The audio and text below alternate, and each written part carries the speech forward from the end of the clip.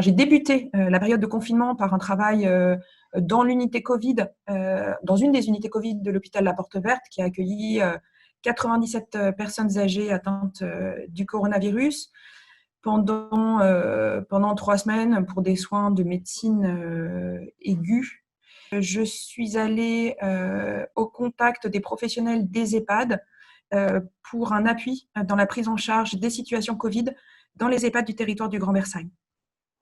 Moi, j'exerce dans un cabinet, on est 3 médecins généralistes, entre autres. Donc, je vais parler de notre activité de médecine générale. Nous, on a eu une première phase vraiment de réorganisation complète de nos consultations parce que du jour au lendemain, quasiment, les gens ont cessé de venir. En tout cas, on leur a demandé de cesser de venir au maximum.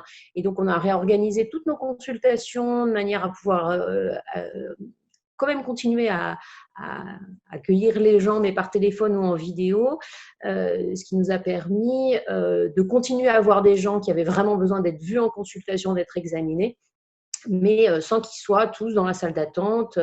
Parallèlement, on a beaucoup renforcé sur le secteur la collaboration avec, on travaille toujours, déjà beaucoup en collaboration avec tous les professionnels de santé, médicaux, paramédicaux.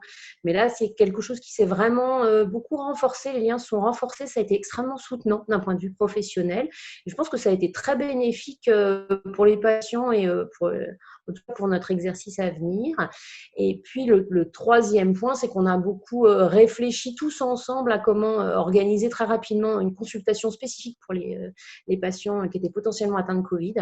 Et ça, moi, j'ai trouvé ça très positif dans cette période un peu stressante pour tout le monde. Cette collaboration très forte qui nous a permis de travailler tous ensemble et de nous adapter très vite. À l'Espèce Éthique Île-de-France, on a fait ce qu'on sait faire et ce qu'on est censé faire, c'est-à-dire être en appui auprès des professionnels qui interviennent directement auprès des personnes malades ou en situation de vulnérabilité. On l'a fait essentiellement de 2 façons, avec tout en distanciel pour le coup, et des groupes de travail avec des professionnels sur la question de la réanimation, du grand âge, du handicap, des précarités, de la fin de vie et du deuil. Donc en gros, c'était des visioconférences avec 20, 30, 40 personnes pour essayer de produire assez rapidement des contenus, des repères, des réflexions, d'abord à la demande de la Direction générale de la santé, puis après sur des thèmes qui nous sont apparus importants. Et la deuxième grande modalité de travail qu'on a eue, c'est de réaliser quasiment en temps réel un certain nombre d'enquêtes. Moi, j'en ai coordonné 2, l'une sur le grand âge très rapidement, au tout début, à la mi-mars, notamment auprès des EHPAD et des services d'aide à domicile, avec environ 160 répondants.